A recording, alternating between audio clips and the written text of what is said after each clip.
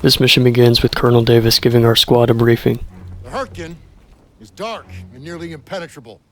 Our mission is to take Hill 493. Hill 493 literally never existed. It's very clearly based off of the real Hill 400, but instead given another name. Since we don't directly assault the hill in this mission, I won't count it, but the 1st Infantry Division never participated in the battle for Hill 400. This mission does more accurately capture what they did do, which was hold the surrounding areas, while the 2nd Ranger Battalion assaulted the hill. The next inaccuracy is the weapon we're given at the start, which is an M1 carbine, but is incorrectly labeled as the M1A1 variant, which had a foldable stock. This one obviously doesn't.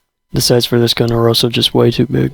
Aiello is also carrying an inaccurate weapon. His BAR features a carry handle, which weren't produced on the guns until late December 1944, and the variant never saw any combat during World War II.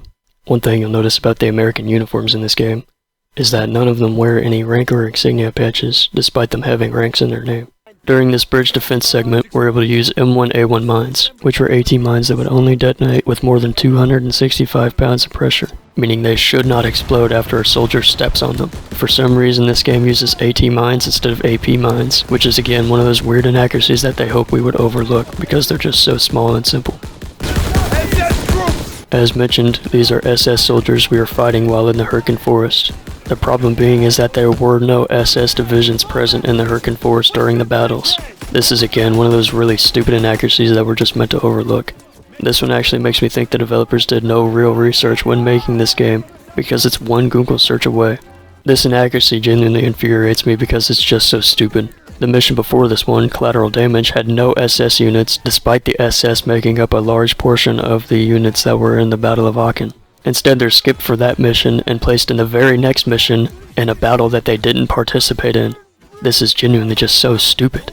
Another weird little inaccuracy here is that this soldier is seen carrying an M14, or its early prototype, the T-44, not sure which. But either way, it's still really weird because none of these weapons saw combat in World War II. The M14 was developed in the 1950s, 10 years after World War II. Here we can use an M1 bazooka, which by this time had largely been phased out and replaced by the M1A1 variant. On top of that, whenever we reload, we never attach the wire to the rocket that was required for the ignition. Now onto the uniforms for these regular German soldiers. Starting off, the color for the German uniform is just completely wrong and never existed as a color for the tunics during World War II. They had plenty of examples to choose from but still made something up instead. Their helmets are also just completely wrong and made up. They feature a single tricolor decal, which was never the case for any German helmet during World War II. They would either have no decal, a Wehrmacht decal, or a Wehrmacht and the tricolor decal, not just a tricolor decal. We can also see a lot of these soldiers wearing field caps that are designed wrong. They feature an eagle on the side, which was only present on SS field caps, not air ones. The uniforms for the SS soldiers also look a little weird. The camo they use is clearly based off of the M44 P-Dot camo, but the colors here just don't look right at all. The collar tabs are also incorrect and shown to be regular Wehrmacht ones and not SS. They're also using Wehrmacht belt buckles and not SS ones. We also see them using a wide variety of weapons, including a Waffe-28, which is incorrectly named and should be the MP-28 instead. On top of that, by this time, this weapon was fairly rare and only ever used by the SS or special units. They're also seen using the SVT-40 rifle, which was a Soviet weapon and also rarely ever used by the German army. The developers clearly just forgot to make the Gewehr 43 and gave them the SVT instead. You can also find a lot of them using the Walter automatic shotgun, which was no longer produced after 1931 and rarely ever used during World War II.